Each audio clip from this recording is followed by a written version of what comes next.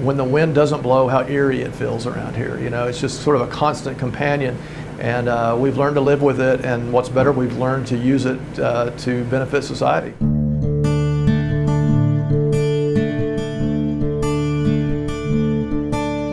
Solitary sentinels have sprouted on the plains for longer than a century, using the everlasting and ever-present power of the wind. The windmill has become an iconic symbol of this land, a reminder that harnessing nature can make a hostile land livable.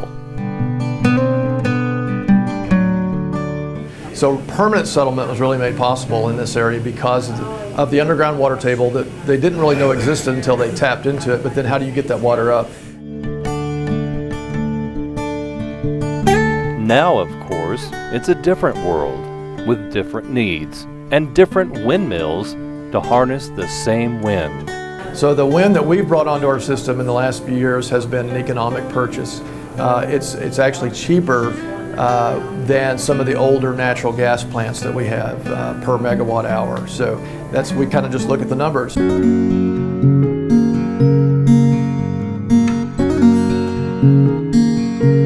My dad came here with his folks and told Hansford in 1910 that people talk about the six-gun settling the West. He said really windmills is what settled the West. Spearman's Burl Buchanan owns the J.B. Buchanan Windmill Park.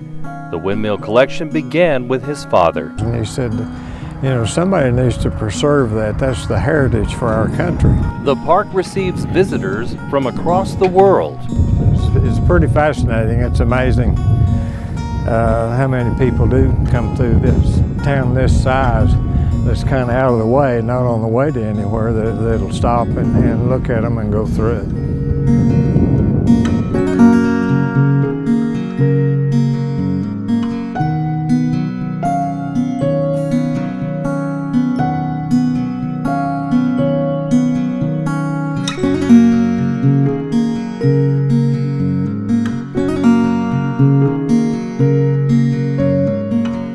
Personally, I think they're very interesting. I like to see them from a distance. I like to drive between them. There's a lot of movement. There's almost a choreography to it, and it's really not. It's just the wind, how the wind is turning those blades. But they're in their own way, they're beautiful. I think it is part of our natural environment now in many ways, and folks have always pulled over the side of the road to get shots of sunsets. And you're right. Now they say, hey, I got to frame this sunset up just right.